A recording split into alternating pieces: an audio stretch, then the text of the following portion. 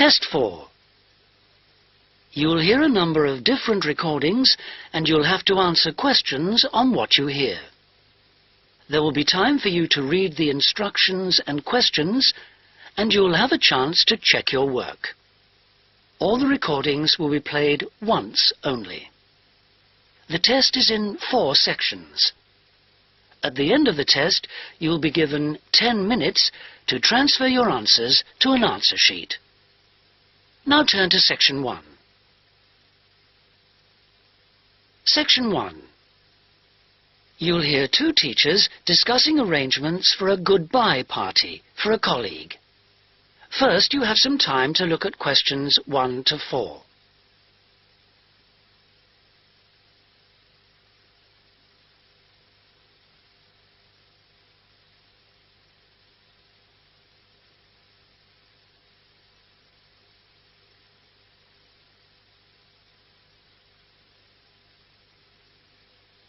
You'll see that there is an example that has been done for you. On this occasion only, the conversation relating to this will be played first. Hi, Tony. Thanks ever so much for coming. You know, we've been asked to organise something for John's farewell. Yeah, sure. It's about time we started working out details. Exactly. We don't want to leave it so late that it's double the work. Right. Do you want me to take notes? Oh, that'd be great, thanks. Right. First thing is, when is the best time to hold it? Well, he leaves on the 24th of December. So what about the 22nd? Yeah, I think that's about right. We want it quite near the time, don't we? The date of the goodbye party is the 22nd of December. So, 22nd December has been written in the space. Now we shall begin. You should answer the questions as you listen because you will not hear the recording a second time. Listen carefully and answer questions 1 to 4. Hi, Tony. Thanks ever so much for coming. You know, we've been asked to organise something for John's farewell. Yeah, sure. It's about time we started working out details. Exactly. We don't want to leave it so late that it's double the work. Right. Do you want me to take notes? Oh, that'd be great, thanks. Right. First thing is, when is the best time to hold it? Well, he leaves on the 24th of December. So what about the 22nd? Yeah, I think that's about right. We want it quite near the time, don't we? Sure. And what about a venue? In college? A hotel? I think a hotel will probably work out rather expensive. And I've been looking at the college dining room. That seems pretty reasonable. Fine. Yeah, why not? And then we ought to be thinking about invitations. Who mustn't we forget to invite? Well, obviously John and his wife. Oh, right. And the director. Uh-huh. The office staff. Yep. And all the teachers and all the students. Anyone else? Faculty heads? No, better draw the line. I don't think it's necessary. Yeah, you're right. I don't mind writing the invitations. When shall we get them out for? Enough time, but not too early. What about the 15th of December? Well, there are exams on the 16th. Better avoid them. 10th? Yeah, that should do it. Before you hear the rest of the conversation, you have some time to look at questions 5 to 10.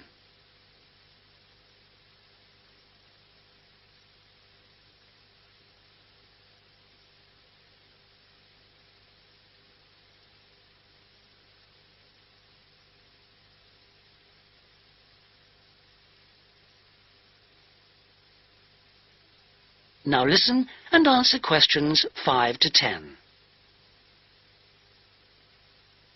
So, what does that leave? Oh, yes, a present. Would you mind doing that? No, not at all. We usually go round with an envelope during coffee break, don't we? Yeah, coffee break's always the best time, because people have got their money handy. Yeah, exactly. Do we suggest an amount, or does it seem a bit unfair? No, I think people welcome it. We suggested $6 last time. Is that okay? Yeah, plenty, I would have thought. Which should leave us with about $90. Have you any ideas for presents? Well, I've been having a little think. I thought, he loves music. Yeah, and books. So I thought I'd check on prices for, perhaps CD players? Yeah, that's a good idea. And also I thought maybe, a set of dictionaries. I heard him say he needed a good one. The other thing he was saying last week was that his computer printer had broken. No. I'd be really frightened about getting the wrong type. Okay, yeah. The other thing is something for the home. Jill suggested a coffee maker. Oh, yeah.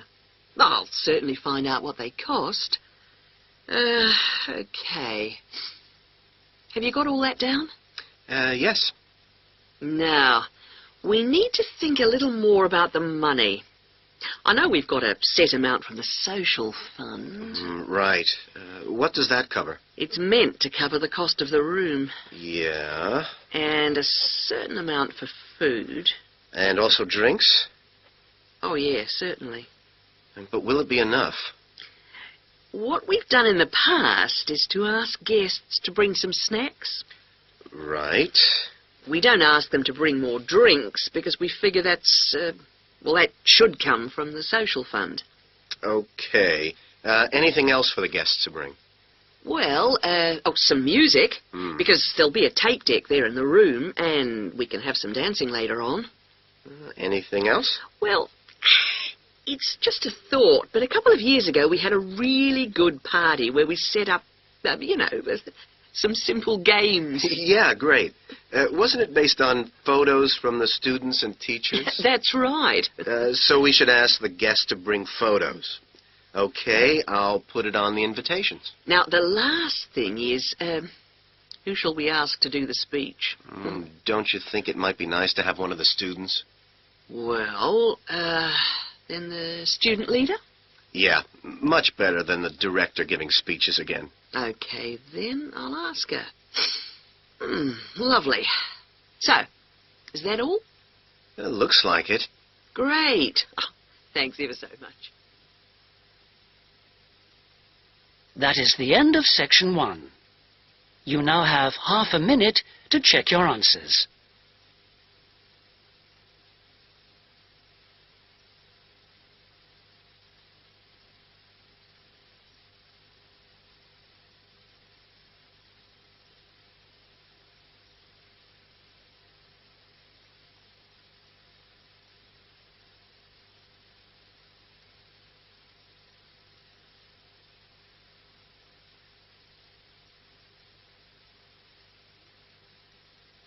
Now turn to section 2. Section 2. You will hear a pre-recorded message on the Travelite Travel Agency information line. First, you have some time to look at questions 11 to 15.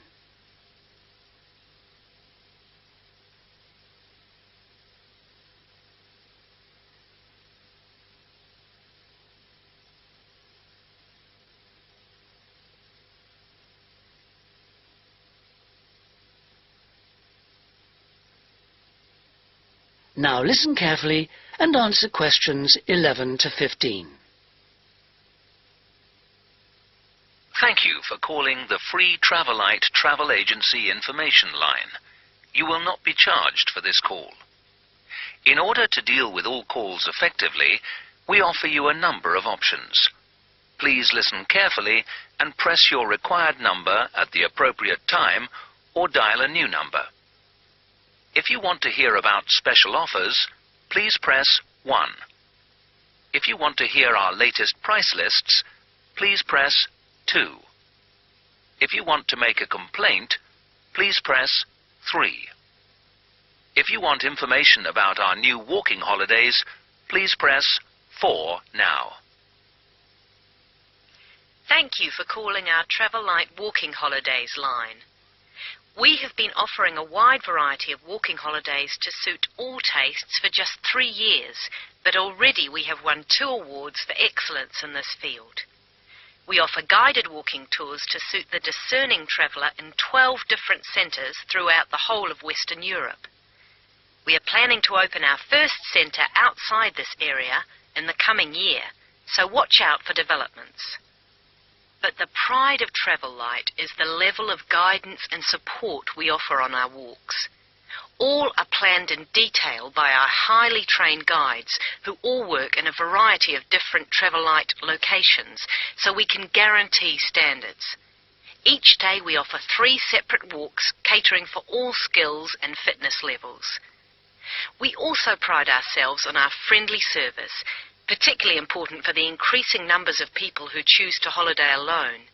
Unlike almost all travel operators who happily charge large supplements for single rooms, we guarantee that no single client will pay more, even when only double rooms are available for them. And the day doesn't end with the return to base. After our dinner at communal tables designed to make all our guests feel part of a family atmosphere, entertainment is laid on nearly every night with tour leaders on hand to organise lectures, games, quizzes, and respond to any special request from guests. Before you hear the rest of the message, you have some time to look at questions 16 to 20.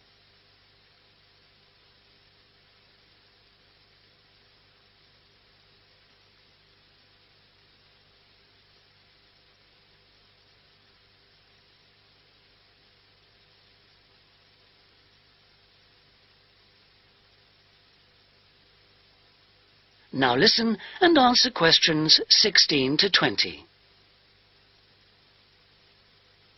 The following is a summary of costs and special inclusive offers on holidays for the coming summer.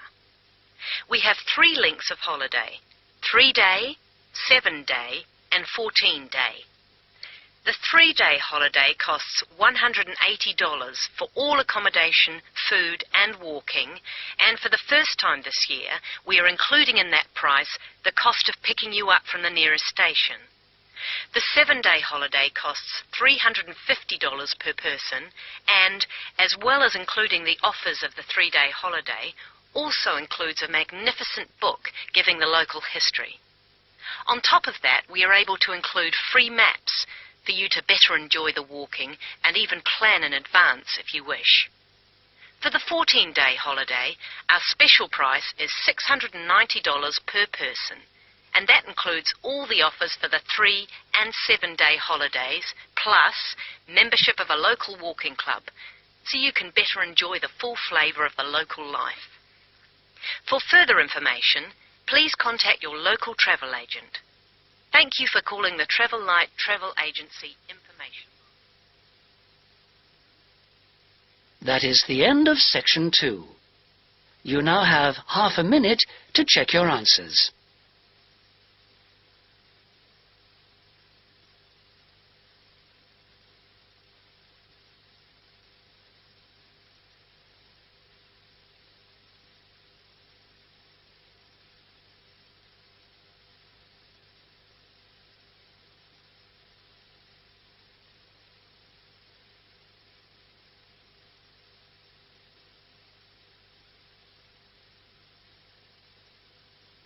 Now turn to Section 3.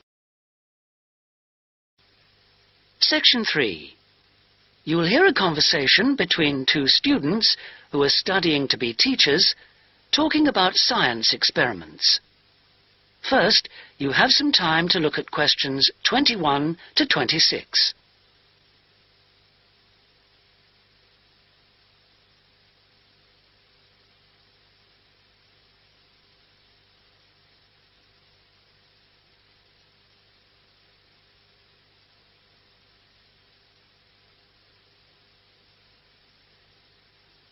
Now listen carefully and answer questions 21 to 26. Hi, Sue. Hi, Mike. So what happened to you last week? Oh, I was sick with the flu. What's this I hear about a big assignment we've got to do? Oh, well, basically, we've got to find 2 science experiments to do with a group of 8-year-old children at the local primary school. And we've got to complete it by the end of the week. That sounds like hard work. Where are we supposed to get the ideas for these experiments from? Well, I managed to get hold of 2 books from the library. Oh, well done. How about if we take a look at the experiments in this book first and see if anything looks suitable? I can make notes as we go about equipment and the purpose of the experiments. OK, let's see. The first experiment is called Make Your Own Hovercraft, which sounds very ambitious.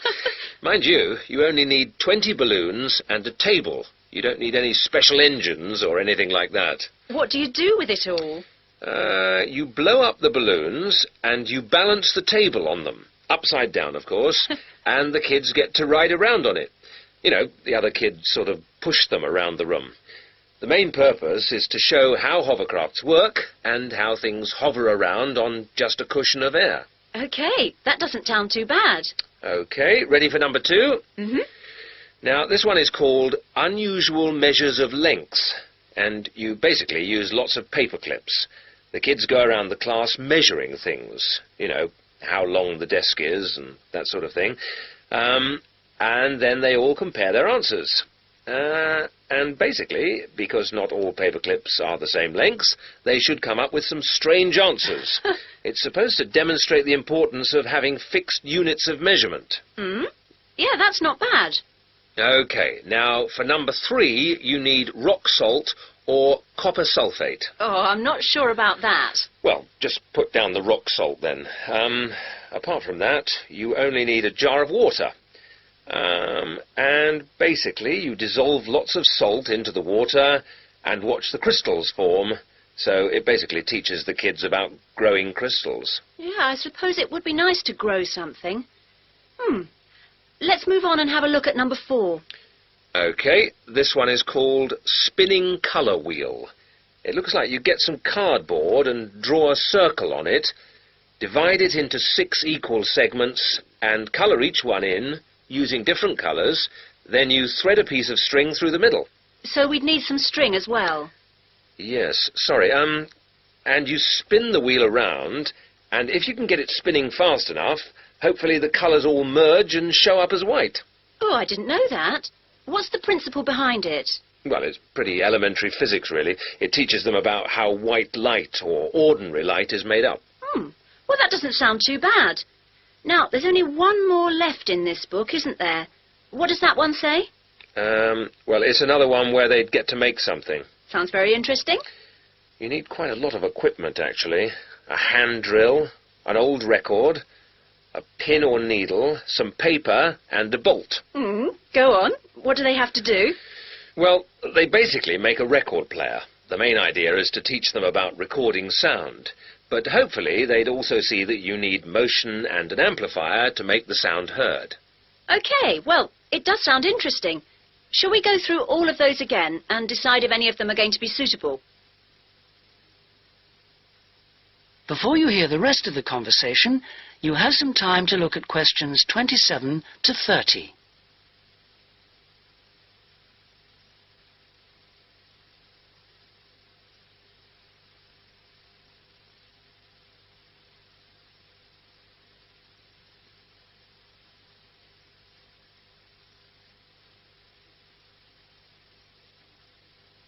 Now listen and answer questions 27 to 30. Right. Number 1.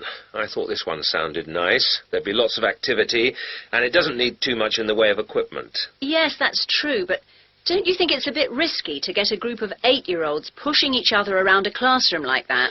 Well, someone could get hurt. No, I don't like the sound of that one at all. Maybe you're right. What about number 2, with the paper clips? It sounds tame enough. Yes, a bit too tame, if you ask me. I think it needs to be something a bit more active and interesting than that, don't you? Yes, I suppose you're right. We won't get a very good mark if the children don't actually enjoy the experiments. And I suppose we could turn them off science for good. Well, what about the next one, number 3? Now, I quite like the idea of this one. Yes, so do I. But I seem to remember when we did it at high school, we had to wait up to a fortnight before we saw any halfway decent results. Oh, yes. Well, that won't be any good then. We'll only see the kids for 1 or 2 hours at the most. Yes, and we have to do the experiments and write up our results within a week. So that one won't do at all. OK. Well, what did you think of number 4? I like the idea of it, but do you think it will be a bit elementary for them? Well, they are only 8, you know. I know, but you know what I mean. Don't you think the activity itself is a bit babyish? Maybe you're right. They might have fun, but I mean, cutting out a circle and colouring it in. OK. Well, what about number 5? I thought this one sounded a bit too good to be true. Great equipment. Yeah. But don't you think it's a bit ambitious for this age group? I mean, I don't want to start off something and then have to abandon it if they just can't cope with it. I could see us ending up doing just about all of the work for them. I guess you're right. Oh, well, maybe we could store that idea away for later. Yep. Let's hope this second book has something better. The end of section 3.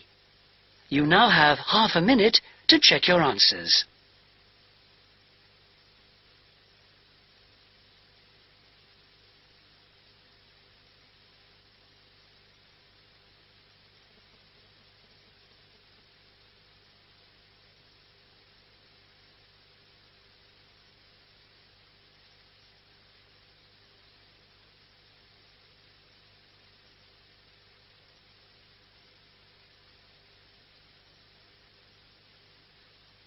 Now turn to section 4.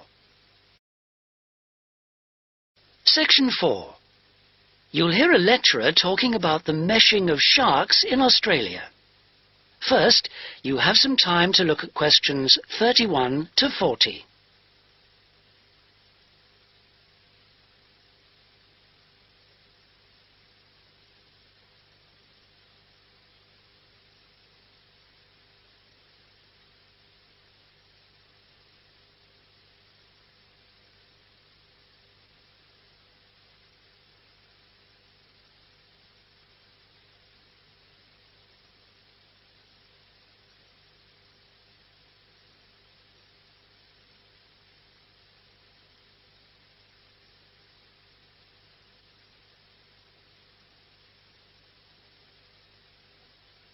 Now listen carefully and answer questions 31 to 40. Today we're going to look at one of my favourite fish, the shark.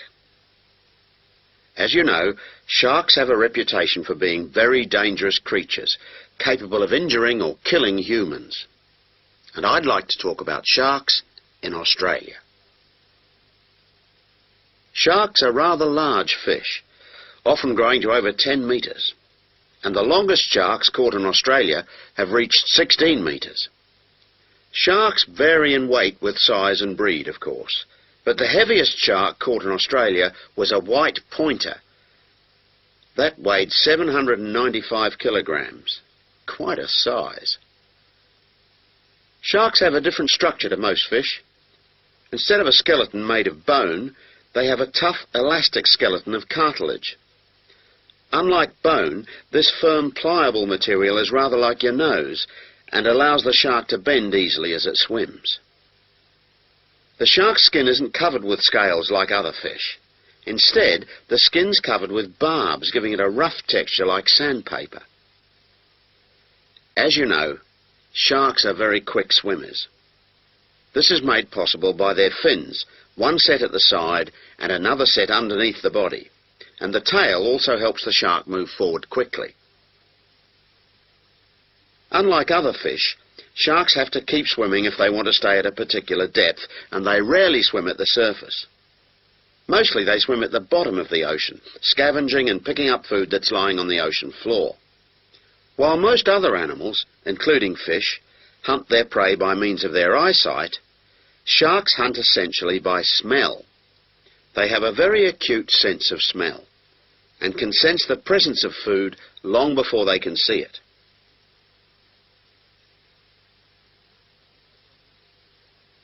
In Australia, where people spend a lot of time at the beach, the government has realised that it must prevent sharks from swimming near its beaches.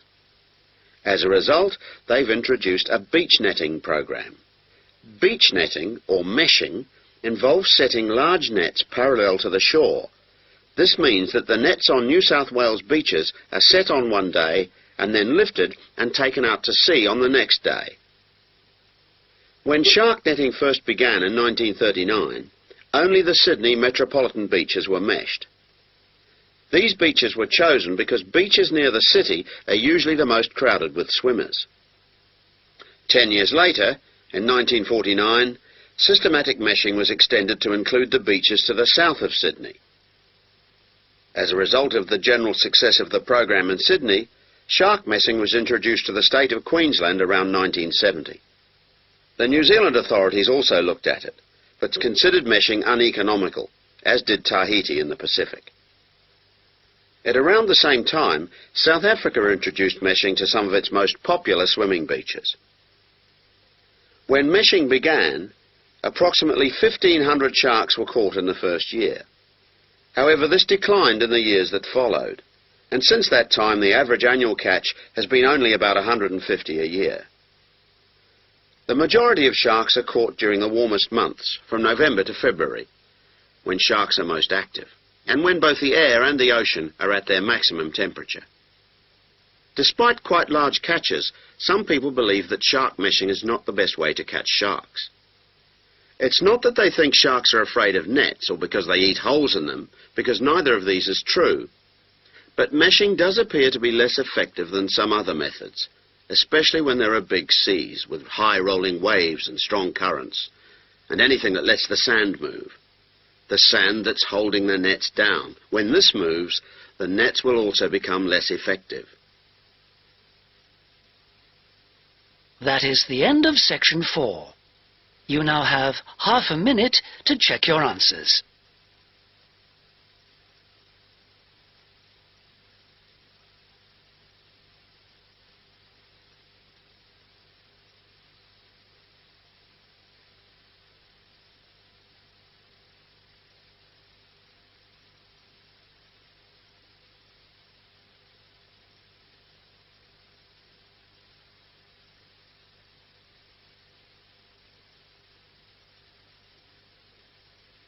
That is the end of the listening test.